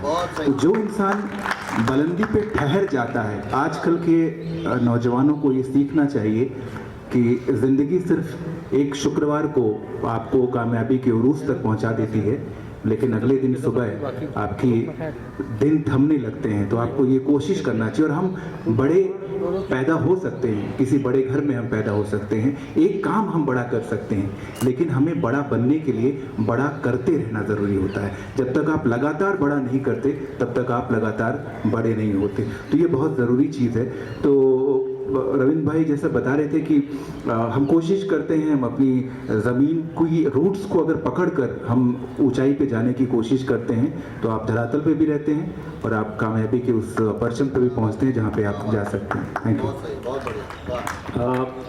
अविनाश भाई के बारे में ये पता है मुझे, इनके जो शब्दों को है वो कविता कृष्णमूर्ति, नए नए अन्वेषा जैसी लोग हैं, गुलजार के भी कुछ इनके साथ कुछ नंबर्स रहे हैं। तो मेरा एक प्रश्न जो आम लोगों के दिमाग में आता है वैसे मेरे दिमाग में भी आता है कि जब गायक के लिए कोई गीत लिखा जाता है और जब कविता लिखी जाती है, कविता तो एक फ्री स्टाइल लिखी जा सकती है कि मेरे मन में विचार की जो आंधी आई मैंने लिख दी, और वो चाहे उसका ना कोई मीटर होता है, ना कोई उसका कोई अंत होता है, ना उसका कोई छोर होता है। लेकिन गीतों को गाने के लिए क्या गायक की दखलंदाजी होती है? माफ करना, तो गायक की कोई दखलंदाजी होती है? गायक की मैं कहूँगा कि बहुत दखलंदाजी वैसे नहीं होती। नॉर्मली होता है कि आज के ज़माने में जिस तरह के गीत लिखे जा रहे हैं, एक म्यूज़िक डायरेक्टर आपको एक ट्यून बना के पहले दे देता है और आप उस ट्यून के आधार पर आपको एक इमोशन बता दिया जाता है कि इस तरह का गाना है। जैसे मैंने एक गाना लिखा जिसको कविता कृष्णमूर्ति जी ने गाया। मुझे एक ट्यून दी गई और मुझे कहा गया कि ये गाना बिछो का गाना है। ये एक ऐसे शख्स का गाना है जो ज़िंदगी में किसी को मोहब्बत करता था और फिर वो ज़िंदगी से मूव ऑन हो गया, वो ज़िंदगी में आगे बढ़ गया। और जो बहुत गहरी मोहब्बत होती है, वो मोहब्बत जो आपके दिल की सबसे गहरी रग में बस जाती हैं, वो आपके दिल से निकलती नहीं है। वो 10 साल 20 साल का वक्त निकल जाता है, आप उस मोहब्बत पे वापस लौटना चाहते हैं या आप मजबूर हो जाते हैं वहाँ पे लौटने के लिए। तो ये उस क्षण का गाना है जहाँ पर एक शख्स अपनी माशूका को या एक माशूका अपने आशिक को दोबारा याद कर रही है और उसको कह रही है कि मैं तुम्हारे पास आना चाहती हूँ। इतना मुझे एक लीड मिली थी और एक ट्यून मिला था, और इसके आधार पर मैंने एक गाना लिखा कि रेशा रेशा बिखरा हूँ, दर्द साहब ठहरा हूँ, रूंधा रूंधा चेहरा हूँ, गम साहब गहरा हूँ, फिर से छू लो मुझे, फिर से जी लो मुझे। तो ये इस तरह का जब मैंने गीत लिखा और उसमें उसकी जो अंतरे थे बड़े खूबसूरत, कविता जी को बहुत अच्छे लगे कि तेरे जाने से होठों की नरमियाँ चली गई। उसका जो मतलब था कि तुम जब से मेरी ज़िंदगी में गए हो, मेरे होठों की जो नरमियाँ हैं वो चली गई हैं।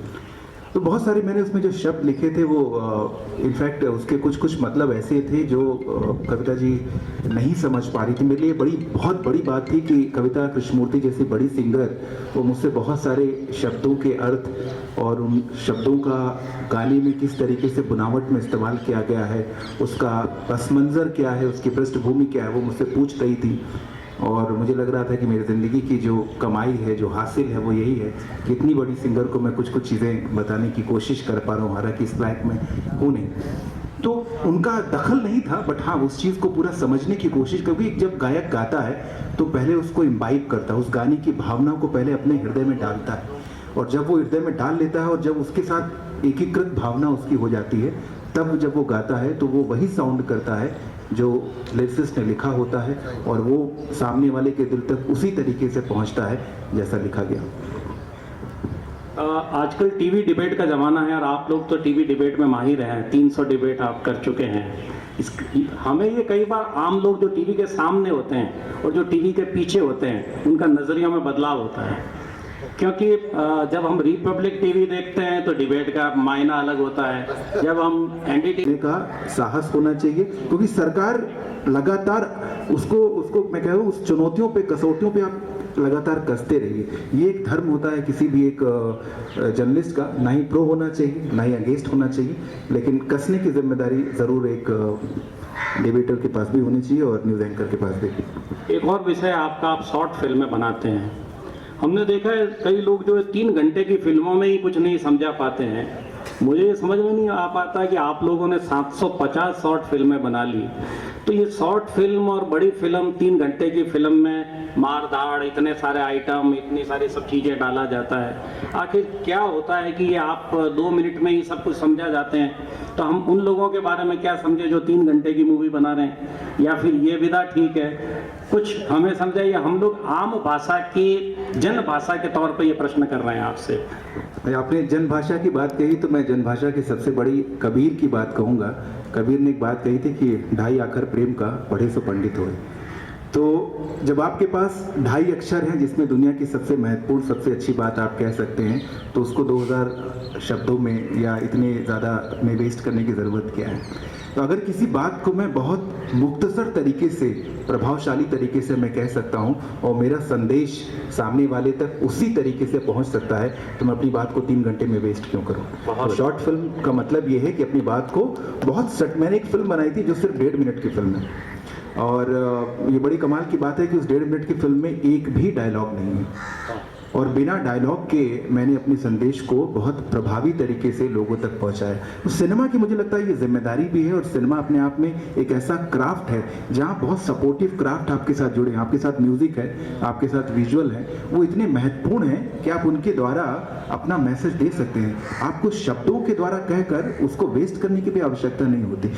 ये प्यार जैसा होता है कि जिसको आता है वो उसको संदेश आंखों में कहना आता है, जिसको नहीं आता वो पूरी जिंदगी भी बात करता है बट कम्युनिकेट नहीं होता। आपने अपनी ज़िंदगी में मजाज लखनवी पे भी फिल्म बनाई है, तो नो स्मोकिंग पे भी फिल्म बनाई है, तो आतंकवाद पे भी फिल्म बनाई है। ये तरह तरह के मसलों पे आपने फिल्में बनाई हैं। उर्दू पे जो ये फिल्म थी आपकी, जो जावेद अख्तर के मामा थे मजाज लखनवी, इनके बारे में कुछ बताएं। देखिए, मजाज साहब बाकमाल शायर रहे हैं और मैं बचपन से बहुत मुतासिर रहा मजाज साहब पे। मैं क्यों मुतासिर रहा? क्योंकि एक ऐसा शख्स, जब मैंने आई थिंक मैं कुछ 7th या 8th में पढ़ रहा था जब मैंने पहली बार मजाज को पढ़ा था, और उस कच्ची उम्र में मुझे लगा कि इतना बाकमाल शायर, उनकी एक गज़ल है आवारा, अगर आप उसको कभी पढ़ेंगे तो वो दुनिया की चंद सबसे अच्छी जो 10 पोइटिक एक्सप्रेशन है उनमें से एक माना जाता है उनकी आवारा गज़ल जो है, ऐ गमे दिल क्या करूँ, ऐ वहशते दिल क्या करूँ। और उनकी ज़िंदगी अगर आप देखेंगे कि एक बेहद खूबसूरत सा शख्स अलीगढ़ मुस्लिम यूनिवर्सिटी में पढ़ता है, जिसकी आंखें बहुत अच्छी हैं, जिसका कद अच्छा है, जिसकी आवाज़ बहुत अच्छी है, और जब वो मुशायरे में अपनी गज़ल पढ़ता है, अपनी नज़्म पढ़ता है, तो जिस भी शहर में वो जाता है उस शहर की लड़कियां डिस्ट्रिक्ट मजिस्ट्रेट को ये ख़त लिखती हैं कि मुझे पहली सफ़ में बैठने का मौका दिया जाए, क्योंकि यहाँ पे मजाज पढ़ेंगे और हम मजाज को करीब से देखना चाहते हैं। लड़कियां अलीगढ़ मुस्लिम यूनिवर्सिटी में उनकी किताब जो आहंग ऑलरेडी आ चुकी थी जब वो 21-22 साल के थे, अपनी तकिए के नीचे रख के सोया करती थी कि उनके ख्वाब में मजाज आएंगे। लड़कियां उनके नाम की पर्चियां निकाला करती थी कि हमारे हिस्से में मजाज आएँ और अपने बेटों का नाम हम मजाज रखेंगे, ये वो कस्में खाया करती थी। ऐसा शख्स, उसको ज़िंदगी में मोहब्बत के लिए एक लड़की नहीं मिली। ये इतनी ट्रैजिक लाइफ है। जब मैंने उनकी लाइफ के बारे में पढ़ा तो एक तो शख्सियत से मुझे बहुत प्यार हुआ, और फिर मैंने उनकी कविताओं को, उनकी गज़लों को पढ़ना शुरू किया, तो मुझे लगा कि बहुत ही कमाल की शख्सियत है और इस पर कुछ और काम किया जाना चाहिए। तो मैंने फिल्म बनाई और मैं कुछ और भी बड़े प्रोजेक्ट सोच रहा हूँ पे करने के लिए। समय की सीमाएं बार बार आंखें निकाली जा रही है। मैं तो मेरा बस एक अंतिम प्रश्न आपसे रहेगा। गुलजार साहब के साथ आपने काम किया है, आज की ज़िंदगी, आज की जो चलती ज़िंदगी है या वर्तमान जो समय है, उसमें गुलजार साहब के बहुत सारे लोग जो हैं वो मुरीद हैं। कुछ उनके साथ बिताए कुछ लम्हों को अगर आप यहाँ पे साझा करें। वैसे तो अविनाश भाई एनसाइक्लोपीडिया है, पूरा दिन कम पड़ जाएगा। जब रविंद्र भाई और अविनाश भाई साथ हो तो ज़िंदगी कम पड़ जाती है इनसे बातें करने के लिए, लेकिन हम सब लोग समय के गुलाम हैं और हमारे साथी लोग आगे जो पैनल है तो उसका हमें ध्यान रखना होगा। ये अंतिम प्रश्न हमारा सर आपसे है कि गुलजार साहब के बारे में कुछ आप। गुलजार साहब के बारे में कुछ बोलने की मुझे लगता है कि मैं हैसियत नहीं रखता। कोई एक ऐसा शख्स जिसको मुझे लगता है कि जो शब्द होते हैं उनके हर शब्द के कुछ नक्श और नकूश होते हैं जो निकले होते हैं, उनको तराश कर उनको सुंदर बनाना, उनको खूबसूरत बनाना और आपकी ज़िंदगी का अहम हिस्सा बनाना, अगर ये हुनर, मैं कहूँगा कि बाकमाल हुनर अगर किसी शख्स में आज भी है तो वो गुलजार साहब में है। तो अगर और वो बहुत खूबसूरत बिंब गढ़ते हैं। अगर आप उनकी गानों को भी देखिए और वो सिर्फ गुलजार साहब बिंब गढ़ सकते हैं। उनका एक गाना जो मुझे आज भी बहुत पसंद है, हज़ार राहें जो मुड़ के देखी कहीं से कोई सदा ना आई, उसमें एक लाइन उन्होंने इस्तेमाल की है, आवाज़ में पड़ गई दरारें। मुझे इतना अच्छा लगता है, मुझे लगता है कि सिर्फ ये गुलजार साहब लिख सकते थे। जब हम रिश्तों में होते हैं और रिश्ते से जब हम अलग हटते हैं, जब हमारे रिश्ते टूट जाते हैं, चाहे वो ईगो की वजह से, अहम की वजह से, तो जब कोई मरासिम टूटता है तो आपकी आवाज़ में भी दरार पड़ जाती है। ये बिंब सिर्फ गुलजार साहब कर सकते हैं। तो बहुत सामान्य बातों को भी हमारी ज़िंदगी के जो बहुत गहरे मरासिम हैं उनको एक अलग लहजा देने का काम गुलजार साहब ने किया। एक पर्सोनिफिकेशन जिसको कहते हैं कि 1000 चांद हमने जलाए बुझाए, तो वो जो किसी भी चीज़ को जो ह्यूमनाइज कर देते हैं, किसी भी चीज़ को जो पर्सोनिफाई करते हैं, वो जो गुण है वो सिर्फ गुलजार साहब में है। और फिर आपको लगता है उसके बाद की सारी पीढ़ियाँ कहीं ना कहीं उनके अंदर वो गुलजारिश भावना है, लेकिन मूल गुलजार है। ओपन सेशन में कोई अगर हमारे साथी लोग कोई क्वेश्चन करना चाहें तो कर सकते हैं। मुझे तो आपसे एक सवाल करना था। आपसे इसलिए पूछा था, आपने ये क्यों कहा कि म्यूजिक जो है वो कोठे से पैदा हुआ? मतलब अभी टाइम नहीं है। मैं अपनी बात वापस पूरी करता हूँ। संगीत तो आत्मा से निकलने वाली चीज है, संगीत कहीं से निकलता नहीं है। मैं पूरा करता हूँ। संगीत का जो प्रारंभ है, जो स्टार्ट हुआ था संगीत का सुनने का, जब राजा महाराजाओं का जमाना होता था, उस समय जो संगीत का निकलता था, जो हमारे अकबर या जब मुगलों के टाइम से अगर बातें करें तो हमने ये बोला वहाँ से चालू हुआ सुनने का। ऐसा नहीं है कि संगीत वहाँ से निकला, संगीत तो आत्मा से निकलता है। वो मैं समझ गई थी, हाँ। मगर उस समय जब आपने बोला है तो मैं हतप्रभ रह गई थी। नहीं, मेरा तात्पर्य यह था, ये तो आत्मा की अलौकिक चीज है, इसका तो कोई हम लोग इसको शब्दों में नहीं ढाल सकते। उसको जो प्रश्रय देने का काम है वो राजा महाराजा ने किया। उससे पहले भी था, कोठों का वर्ड क्यों यूज किया? बस ये मेरा थोड़ा सा। वो भी एक जगह थी। परफॉर्मिंग आर्ट वाला जो कहानी थी ना, जहाँ पे जो कमर्शलाइजेशन जैसा वो परफॉर्मेंस बेस पे आया था कि भाई जो अच्छा परफॉर्म करेगा वो दरबार में उसको ज़्यादा वो हार वार फेंके जाएंगे। अख्तरी बाई जो थी, जो बेगम अख्तर साहिबा, वो भी वहीं से तशरीफ लाती थी। तो ये तो हमारा सौभाग्य है, आप उस फील्ड को छोड़ दीजिए, लेकिन सुरों की तो उनके अंदर पूरी गंगा थी जी। अच्छा, इसमें मैं एक चीज़ और जोड़ना चाहूँगा कि जो ये तवायफ परंपरा रही है, इसमें सारे लोग खराब किसी पेशे से जुड़े ऐसा नहीं रहा है। बहुत कला की लखनऊ में एक पूरी तवायफ परंपरा है और उसमें 12 अलग अलग तरह की तवायफें हुआ करती थी। उसमें छूने वाली हैं, उसमें अलग अलग काम करने वाली हैं, और राजा महाराजा और नवाब अपने बच्चों को तरबियत सिखाने के लिए, सलीका सिखाने के लिए, तहजीब सिखाने के लिए, इल्म सिखाने के लिए और बातचीत का शऊर ये सिखाने के लिए तवायफों के पास भेजते थे। तो जिस तरह का लहजा उनके पास था वो किसी के पास नहीं था। तो उनके साथ अगर कोई जुड़ा हुआ है, ये कहीं से कोई खराब बात भी नहीं है। मैं सिर्फ क्लियर कर रहा था।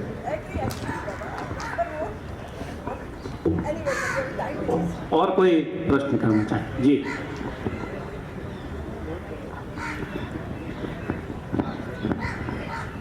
है रियलिटी शो को लेकर। मैं अपने आसपास देखती हूँ लोगों को बात करते हुए, जिस तरह से बच्चों को रियलिटी शोज़ के अंदर लेके जा रहे हैं, तो उन लोगों का ऐसा मानना है कि रियलिटी शो में जाने के बाद बच्चों का जो बचपन है वो कहीं ना कहीं खो जाता है। वो अपने बचपन को जीना छोड़ देता है और वो मेकअप, लाइट, कैमरा इनके सामने अपनी ज़िंदगी को निकाल देता है। और इससे दूसरा सवाल मेरा ये है कि म्यूज़िक की बात करते हैं हम, जैसे कि हम देखें कि महिला के ऊपर जो आइटम सॉन्ग्स जो होते हैं, जैसे मुन्नी बदनाम हुई, शीला की जवानी, तो इस तरह के सॉन्ग्स जो महिलाओं के ऊपर फिल्माया जा रहा है, इससे हम महिलाओं के प्रति कैसा नज़रिया विकसित कर रहे हैं? क्योंकि फिल्में, गाने, ये सब ना एक दौर को बताती है। अगर हम पीछे के दौर में जाएंगे तो वो फिल्में हमें पीछे का दौर बताती है, वो दौर क्या था। तो इस पर आपकी क्या राय है? आपको एग्जैक्टली जहाँ से वो क्वेश्चन क्या है, वो असल में क्वेश्चन नहीं है, एक भाव है और वो बिल्कुल सही है। मैं भी उसी के समर्थन में हूँ। असल में होता यही है कि छोटे बच्चों को, जो मतलब 8 साल, 6 साल, 7 साल वाले बच्चों को, उनको ये तो पता है कि मुझे क्या परफॉर्म करना है, कैसे परफॉर्म करना है, कहाँ सीखना है, वो सब उनको पता है। लेकिन ये सब ग्लैमर वाली जो चीज़ें होती हैं जो कंफ्यूज करती हैं, सबसे बड़ी चीज़ मैं आपको 2 छोटे छोटे उदाहरण से ख़त्म कर देता हूँ बात को।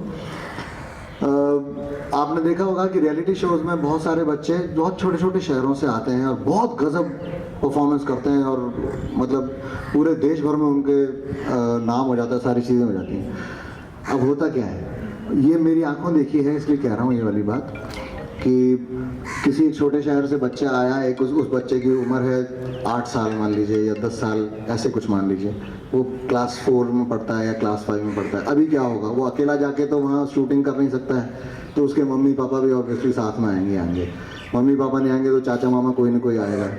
फिर जैसे जैसे वो उस शो में आगे बढ़ता जाएगा, उसका नाम वाम होता जाएगा, फेस वैल्यू बढ़ जाएगी, तो घर पे जहाँ का वो रहने वाला है वहाँ पे भी हल्ला गुल्ला हो जाएगा, अरे साहब इनके बच्चे ने कमाल कर दिया, ये कर दिया वो। फिर वो जोश में आ जाएगा पूरे परिवार और वो तुरंत अपना सारा काम धंधा वाइंड अप करके और कूच कर जाएगा बॉम्बे की तरफ। ये मैंने होते हुए देखा है। चलते हुए काम धंधे अपनी दुकानें बढ़ा के लोग जो हैं, क्योंकि वो एक बच्चा नहीं है, उसका एक छोटी बहन भी है जो सिर्फ अभी 2 ही साल की है, तो मम्मी उसको लेके भी, और वो पूरा फैमिली साहब बॉम्बे आ गई है। और शुरू में चैनल वालों ने उनको जो किसी 5 स्टार होटल में कुछ महीनों के लिए रख दिया, और वो उनको लगा अरे यार ये तो स्वर्ग की यात्रा हो गई, जीते जी मजा आ गया। उसके बाद फिर जब शो खत्म हुआ तो कॉन्ट्रैक्ट साइन हो गया चैनल के साथ में। अब वो चैनल ने दोहन शुरू कर देता चैनल उस टाइम पे, आप जाओ बेटा वहाँ शो करो, ये करो वो करो, फिर कुछ पैसा भी मिलता है, और उससे तो ऑब्वियसली ज़्यादा ही मिलता है जितने उसके पापा कमाते थे। वो बेटा एक ही दिन में एक शो में कमा लाता है, तो पापा जी चौड़े हो जाते हैं। सब चीज़ छोड़ दिया। अब बच्चे का स्कूल छूट गया, वहाँ ज़बरदस्ती बॉम्बे में लाके किसी पब्लिक स्कूल में उसको फिट कर दिया बच्चे को, वो भी उस साल की परफॉर्मेंस में। अरे हाँ इस बच्चे को तो हम जानते हैं, प्रिंसिपल साहिबा बोलेंगे आओ बेटा आपको ले लिया, 1 साल प्रमोट भी कर दिया। पढ़ाई लिखाई तो हो ही नहीं रही ना, वो तो शोध करता डोल रहा है बच्चा, तो हालत खराब है। पापा पीछे पीछे घूम रहे हैं। फिर कई बार वो जो एजेंसीज जिनके थ्रू कॉन्ट्रैक्ट्स होते हैं, तो वो उनको फिर धीरे धीरे सेटिस्फाइड करना शुरू कर देते हैं। नहीं देखिए साहब आप हर जगह नहीं जा सकते, यहाँ तो आपको ये नहीं, तो कोई बात नहीं आप तो ले जाओ साहब, पैसे कितने मिलेंगे, फिर वो पैसे की बातें शुरू। लेकिन होता ये बेटा को 1-1.5 साल 2 साल के बाद उस बच्चे की उम्र चेंज होती है, आवाज़ बदल के। सबसे बड़ी प्रॉब्लम प्यूबिक जो प्यूबर्टी की एज में आया बच्चा, उसका आवाज़ चेंज हो गई। लो साहब अचानक से उसके सारे शोज फ्लॉप होने शुरू हो गए, मामला चेंज। अब जो जमी जमाई सारी चीज़ें थी अपने शहर में जहाँ से आए थे वो तो वहाँ से वैसे ही उखड़ गए, क्योंकि बड़े साहब बन गए थे। 5 स्टार होटल से नीचे तो हम जाते ही नहीं हैं आजकल। और वो सारा ऐसा मतलब मटिया मेट होता है वो गजब का, कि वो 3-4 साल बाद आप उस फैमिली से जाके मिलिए, उस बच्चे से जाके मिलिए, तो उनकी मतलब स्थिति दयनीय है, भयंकर स्थिति बहुत ज़्यादा। जो समझदार होते हैं उनकी बात और है, लेकिन अधिकांश के साथ यही है कि वो उसमें बह जाते हैं, और बहुत भयानक स्थिति। हमारे पास जयपुर में भी एक ऐसा मेरा छोटा भाई जैसा ही है, वो उदाहरण है, जो कि मतलब खुद वो बच्चे ने उसने क्या क्या किया, क्या क्या झेला, कैसे क्या क्या करता है वो। मतलब देखिए आपके किस तरह से छोटे बच्चों को ग्लैमर दिखाने से क्या क्या चीज़ें बिगड़ सकती हैं। मेरा उसका एक सिंपल सॉल्यूशन भी है, पता नहीं चैनल वाले सुनेंगे नहीं सुनेंगे कभी। मैं कहता हूँ आप करो, छोटे बच्चों के रियलिटी शो जरूर करो, लेकिन वो टाइम बाउंड होना चाहिए। उसके अंदर एक चीज़ और होनी चाहिए कि no contract will be signed. कोई साइन नहीं करेंगे हम, किसी बच्चे को बंधन में नहीं बांधेंगे कि 3 साल का कॉन्ट्रैक्ट साइन कर ले और यहीं पर रहे। ये सब चीज़ें होती हैं उन कॉन्ट्रैक्ट्स में, तो वैसा नहीं होना चाहिए। वो ख़त्म हो जाए, बच्चा आए, अपनी प्रतिभा दिखाए, वापस अपने घर जाए, गुरुजी से सीखे, तैयारी करे, 10 साल बाद जो करना है करे। सेकंड सवाल का भैया आप। हाँ मुझे एक बार दोबारा सवाल उनका या बच्चे रियलिटी शो के द्वारा किस तरीके से उनका बचपन जा रहा है। हाँ ये तो था जो आइटम सॉन्ग्स और अच्छा। जो इस तरह के जो चीज़ें होती हैं फिल्मों में, उससे मतलब ऐसा क्यों होता है, ऐसा नहीं करना चाहिए। हम क्या नजरिया विकसित कर रहे हैं, क्योंकि फिल्में और गाने एक दौर को समझाती है, तो बिल्कुल। हम इस दौर में क्या कर रहे हैं। नहीं मैं अगर व्यक्तिगत अपनी बात करूं तो मैं इसका घोर विरोधी हूं, और मैं महिला को कभी कमोडिटी नहीं समझता, वो सामान नहीं है। और बहुत सारे ऐसे गाने हैं जहाँ पे उनको इस तरीके से चित्रित किया गया जो बिल्कुल गलत है। और एक लाइन में मैं अभी रविंद्र भाई बड़ी अच्छी बात कर रहे थे, किस तरीके से एक दिन की आपको चकाचौंध भरी ज़िंदगी मिलती है और उसके बाद आपकी ज़िंदगी बदल जाती है और आप उसका शिकार हो जाते हैं, मैं ये कहूँगा। परवीन शाकिर का एक शेर है कि जुगनों को दिन के वक्त परखने की जिद करे, जुगनों को दिन के वक्त परखने की जिद करे, बच्चे हमारे अहद के चालाक हो गए। आजकल का जो दौर है, जो टीवी रियलिटी शो का दौर है, उसने बच्चों की मासूमियत छीन ली, और वो सबसे बड़ा नुकसान है। पैसे कमाएं, पैसे बहुत सारे रास्ते से कमा सकते हैं, लेकिन ये जो उनका बचपन चला जाता है वो वापस लौट के नहीं आता। Thank you so much. वैसे यहाँ पे एक पॉइंट ऑफ व्यू और है, मतलब एक हम खाली एक ही तरफ नहीं सोचे। एक पॉइंट ऑफ व्यू ये है कि ये टिकटॉक और आप इंस्टा वगैरह, स्नैपचैट, इनसे कौन सा फायदा हो रहा है ये बता दो। ये तो हर बच्चे की जेब में पड़ा हुआ है। खाली बेचारे चैनल्स को जो कि करोड़ों अरबों रुपए खर्च करके आपकी एक फेस वैल्यू बनाते हैं, आपके लिए इतना सारा सेटअप खड़ा करते हैं, सिर्फ उनको दोष देना कि आप ग्लैमर दिखा रहे हो। नहीं, वो पावरी हो रही है तो पावरी तो वो 1 सेकंड के लिए हुई थी, उसके बाद क्या हुआ ना, हम पावरी कर रहे हैं सारे मिलके। तो कहने का मतलब ये है कि अभी चीज़ें बहुत सारी हैं, भटकने के लिए रास्ते बहुत हैं, चुनना आपकी जिम्मेदारी है। आपको अपने आप को सेंटर में रखना पड़ेगा एज अ चाइल्ड, क्योंकि आप मुझसे बहुत छोटी हैं, इसीलिए मैंने बेटा कह के आपको संबोधित किया। ये मैं फिर कह रहा हूँ कि जिम्मेदारी आपकी ज़्यादा बनती है। आपके मम्मी पापा भी एक लेवल तक ही आपको संभाल सकते हैं, उसके बाद क्या जिम्मेदारी होगी बेटा, इंस्टा को, फेसबुक को, व्हाट्सएप को, स्नैपचैट्स को, जितनी भी चूं चपड़ टिकटॉक चला गया तो और सारी टॉकें आ गई, पता नहीं क्या क्या आ गए, रील आ गई, दुनिया भर की चीज़ें आ गई। तो कहने का मतलब है कि जिम्मेदारी के साथ अगर यूज़ करोगे तो ग्लैमर भी बुरा नहीं है। आप रातों रात अगर फेमस भी हो जाते हैं, वायरल वगैरह हो जाते हैं तो भी कोई इशू नहीं है, लेकिन दिमाग को सेंटर में रखना बहुत ज़रूरी है। उसके लिए इंडिविजुअल ही जिम्मेदार होता है, कोई चैनल, कोई एप्लीकेशन आपका कुछ नहीं कर सकता। मैं सच बता रहा हूँ, सबके पास है, तो अपनी जिम्मेदारी से यूज़ करें, कोई इशू नहीं है।